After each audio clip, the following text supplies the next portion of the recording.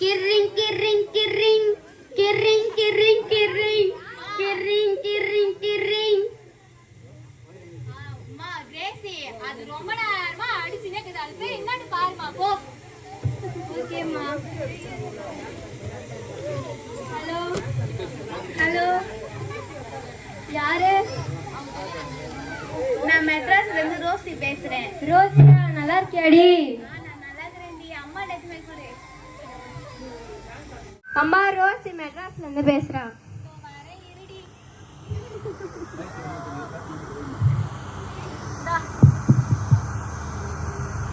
அடியே ஆத்தா, ரோசி எப்படி இருக்க? நான் நல்லா இருக்கிறேம்மா. நீங்க எப்படி இருக்கீங்க? நல்லா இருக்கிறேன். ஆமா, என்ன விஷயம்? இனிமேல் காலேஜ்ல வந்து காலேஜா? கால என்னமாச்சு? அம்மா உங்களுக்கு புரியலாமே சொல்றேன். இனிமேல் சொல்லு.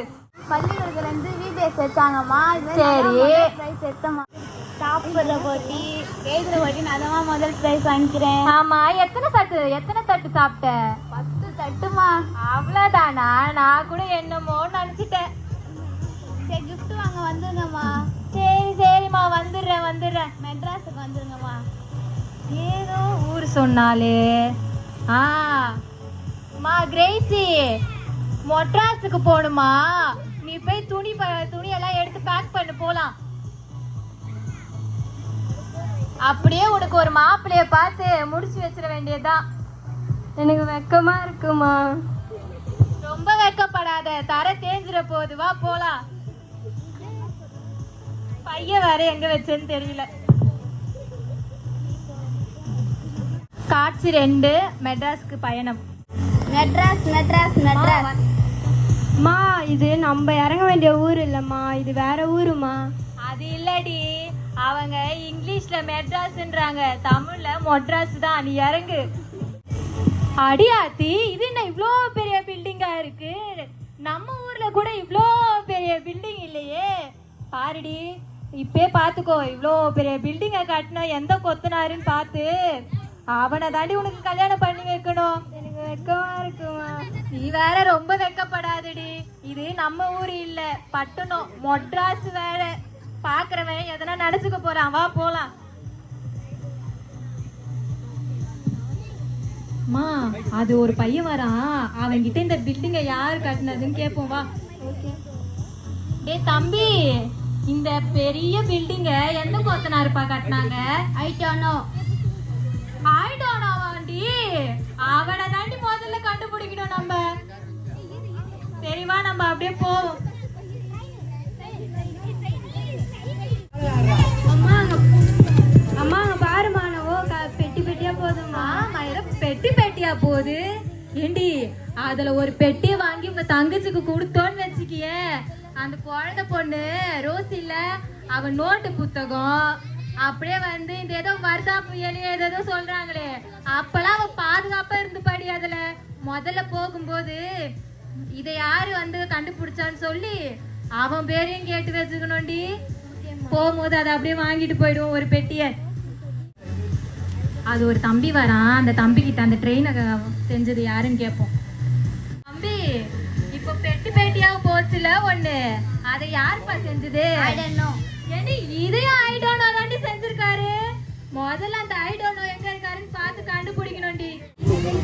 ஏண்டி இங்க பாருடி, யாரும் செத்து போயிருக்காங்களா? மூச்சு இருக்குதான்னு வேற தெரியல. மூச்சு இருக்குதான்னு பாருடி. அம்மா, மூச்சு இல்லம்மா. இந்த பட்டணத்துல இப்படிதான் அனாதை பொண்ணெல்லாம் கணக்கு மாடி.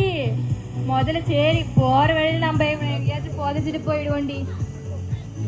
அது யாரும் வராங்க, அவங்க கிட்ட யாருன்னு கேட்டு பாப்போம். ஏய் தம்பி, இது யாருன்னு எனக்கு தெரியுமாடா? I don't know. வாடி வாடி.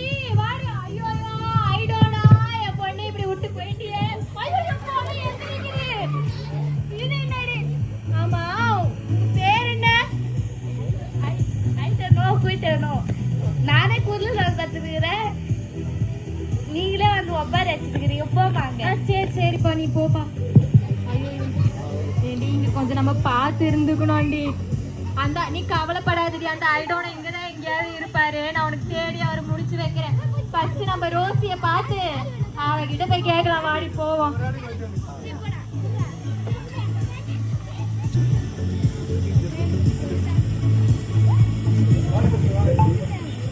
அம்மா அம்மா, என் மகளை கூப்பிடுமா ரோசிய. யாரு உங்க மக? அதான் அந்த 10 தட்டு சோறு தின்னாலே அவதான் என் மக ரோசி. கூப்பிடுங்க அவளை. ரோசி அம்மா கூப்பிடுறாங்க. ஐயோ, இது இல்ல என் மக, இவ இல்ல. அம்மா நான் தான்மா. என்னடி இப்படி இருக்க? கிராமத்துல அப்படி இருந்து இங்க வந்து ஏதோ மொட்டையும் கிட்டையும் அடிச்சிட்டு இருக்க. இல்லம்மா இங்க எந்த இப்படிதான் மதிக்காங்க. என்னத்த மீதிக்கிறாங்களோ போ. வர வழியில வந்து இறங்கணுமா, பார்த்தா இவ்ளோ பெரிய பில்டிங்கு. அந்த யார் கட்டினதுன்னு அந்த கொத்தனார் கிட்ட ஐடோனோவாமே. அப்படியே வர வழியில ஏதோ பொட்டி பொட்டியா போச்சுமா. அதை யாரா செஞ்சதுன்னு கேட்டா அதுவும் ஐடோனோ தானா. ஐடோனோனா அவ்வளோ பெரிய ஆளாமா. ஐடோமன்னா என்னன்னு தெரியாதுமா. அப்படியா? எனக்கும் 4 எழுத்து படிச்சிருந்தா தெரிஞ்சிருக்கும். படிச்சிருந்தா மட்டும் தெரியாதுமா நம்மளுக்கு. நானுமும் வேணுமா? அது எனக்கு கிடைக்குமாடி?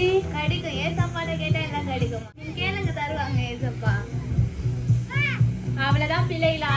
நம்ம வந்து படிச்சிருந்தா மட்டும் கிடையாது, ஏசப்பா கிட்ட கேட்கும் போது ஒவ்வொரு விஷயமும் நமக்கு ஞானமா இருக்கட்டும், படிப்பா இருக்கட்டும், எதுவா இருந்தாலுமே என்னது சிறு பிள்ளைகள் வந்து ஏசப்பா கிட்ட கேட்கும் போது நமக்கு வந்து கிடைக்கும். சரியா?